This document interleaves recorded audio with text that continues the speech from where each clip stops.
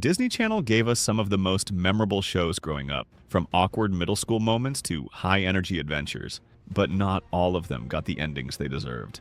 Today, we're counting down 10 live-action Disney shows that were canceled way too soon. Shows that left us laughing, crying, and wishing there was just one more season. But before we dive into the video, make sure to subscribe to the Animated Memory channel for more videos like this. A futuristic family from the year 2121 accidentally gets stranded in the mid-2000s. It mixed high-tech gadgets, classic Disney Channel middle school chaos, a slow-burn best friends to lovers storyline. It felt like Back to the Future, but at your local middle school. And let's be real, every episode made the future look so cool. The wizard, the cloning device. We were convinced 2026 would look like that. This show made us feel like the future was exciting. Being different wasn't a weakness. Your weirdness could actually make you special. And the real emotional core?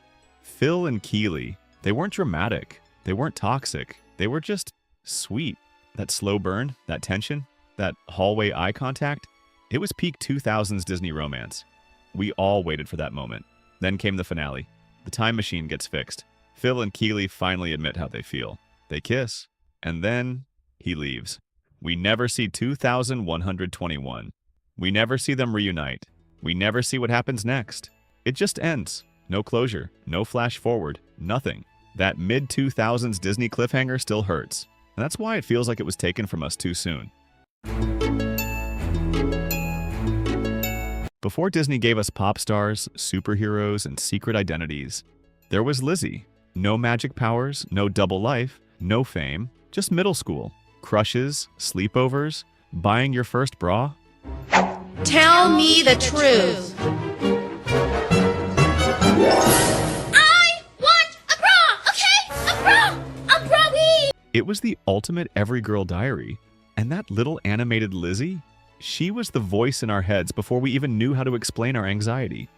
Lizzie didn't feel like a character. She felt like our best friend. When she felt awkward, jealous, insecure, it validated what we were feeling in our own lives. She wasn't cool, she wasn't perfect, she was us, and that made it revolutionary.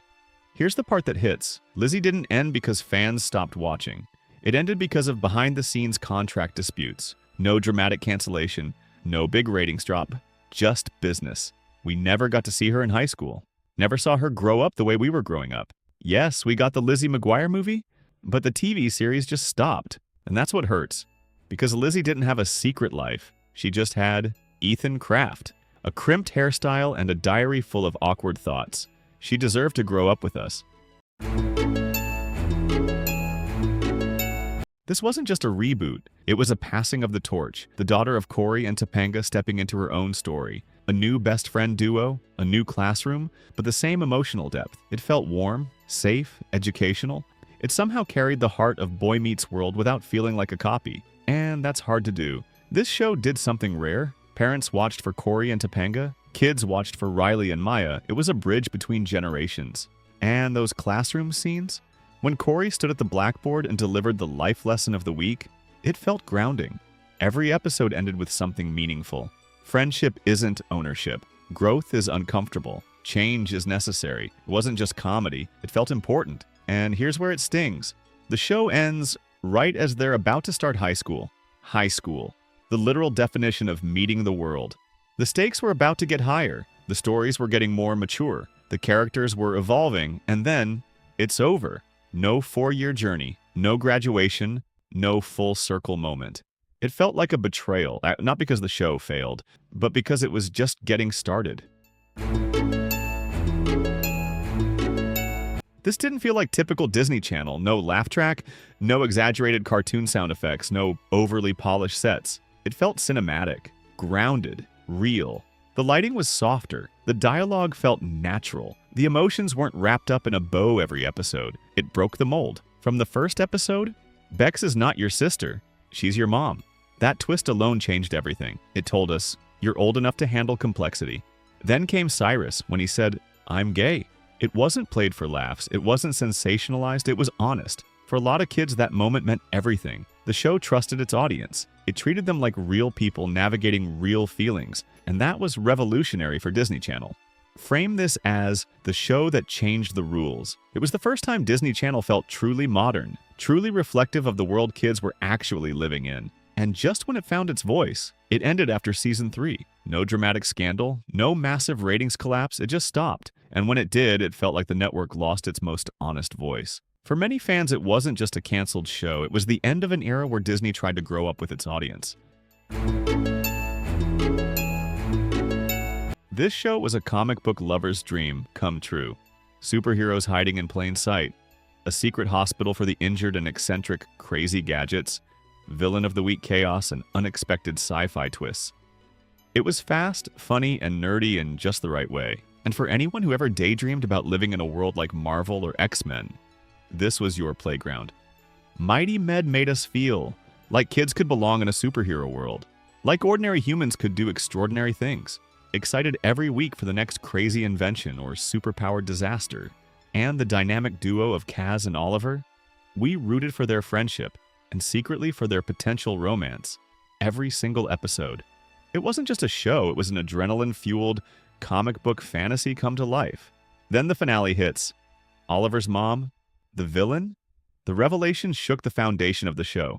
And just as we were gearing up for the next season, Mighty Med ended. But wait, Disney tried to salvage it with Lab Rats, Elite Force. And that ended too. Double cliffhanger, double heartbreak. It's the ultimate what could have been for superhero-loving kids of the 2000s. Think 5 best friends navigating high school.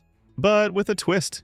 Every episode starts at the end of a crazy situation, then rewinds to show how they got there. Mix in a juice bar called Rumble Juice, weekend antics, and sibling rivalries. It was fast, funny, and chaotic. A little slice of high school mayhem with a stylish Disney spin. This show captured that friend group energy perfectly.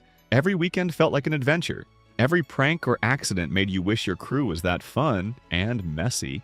The chemistry between the cast, especially Olivia Holt and the other leads, felt natural. It wasn't just scripted jokes. It felt like watching your own friend group on screen, only slightly more dramatic. Here's the heartbreaking part. Season 1 had a unique flashback storytelling style that set it apart. It gave every episode that clever, how did we get here? Then Season 2 rolled around. Disney forced it into a standard sitcom format. The spark was gone. And just like that, the show ended. Too soon, too abrupt. Too many laughs left unwatched. Imagine summer camp, but make it glossy, musical, and full of secrets. Set in the scenic outdoors of Northern Ireland teen drama mixed with musical numbers, a slow burn mystery that kept you guessing. It was like House of Anubis met High School Musical, and somehow it worked. It made the outdoors feel magical, the friendships feel real, and the music unforgettable. This show captured that I never want summer to end feeling. Every cabin drama felt like your own summer adventures. The teen romance was sweet and dreamy, and the soundtrack, catchy songs you hummed for weeks. It made viewers feel transported, like they were part of the Lodge family living in that perfect, sunlit world. And then the heartbreak. Season 2 ended on a major cliffhanger. The music swelled, secrets were revealed, and we never got a Season 3.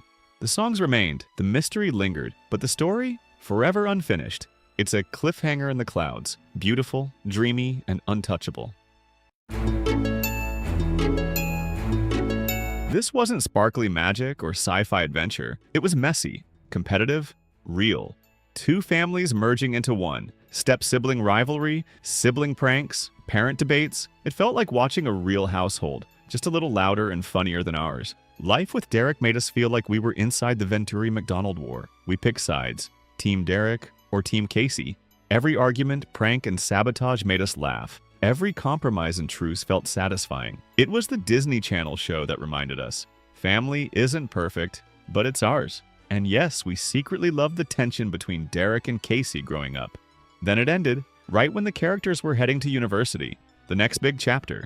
No true resolution to sibling rivalries, just gone. For fans, it was the end of an era. Grounded Disney shows that reflected real life with humor and heart. This was peak Disney star energy. A show within a show. So random, bright, loud, full of sketches and drama rivalries, pranks, and behind-the-scenes chaos. It gave viewers a front-row seat to Hollywood teen life. Without the real pressure, just fun chaos. We felt like insiders. Watching the backstage antics, we imagined ourselves part of the cast. Rooted for Sonny and Chad Dylan Cooper's will they won't they romance. Loved the drama with Mackenzie Falls and the rivalry between the shows. It captured that Disney teen dream. Fun, fame, friendship, and a little chaos. Then reality hit. Demi Lovato left to focus on her health. No proper series finale. Disney tried to pivot with So Random, but it never felt the same. It's bittersweet because the show wasn't canceled due to ratings. It was canceled by circumstance. For many fans, it was the moment they grew up, realizing Disney Channel wasn't just endless fun, but also a business. And sometimes life happens off-screen too. Imagine the Avengers, but Disney Channel style. Characters from Lab Rats and Mighty Med team up. High action, high stakes missions. A darker, more intense tone than most Disney sitcoms every week felt like a massive crossover event, where powers, gadgets, and villains collided. It wasn't just funny, it was epic. Watching Elite Force made us feel like part of a superhero team, excited for the next battle or twist that Disney could finally do big cinematic adventures in a kid-friendly universe. It felt mature, adventurous, and urgent, unlike any other Disney Channel show at the time. We were invested in the story, the powers, and the rivalries. Every episode left us wanting more. And then came the heartbreak. Only 15 episodes ended on one of the biggest cliffhangers in Disney history. A new villain rises, powers shift unexpectedly, and nothing canceled too soon. No resolution, no payoff. For fans, this is the definition of too soon. And that's our countdown of 10 live-action Disney shows that got canceled way too soon. Which one do you wish had lasted just a little longer? Let us know in the comments. If you enjoyed this trip down memory lane, don't forget to like the video and subscribe to the Animated Memory channel for more nostalgic content. Thanks for watching, and we'll see you in the next one.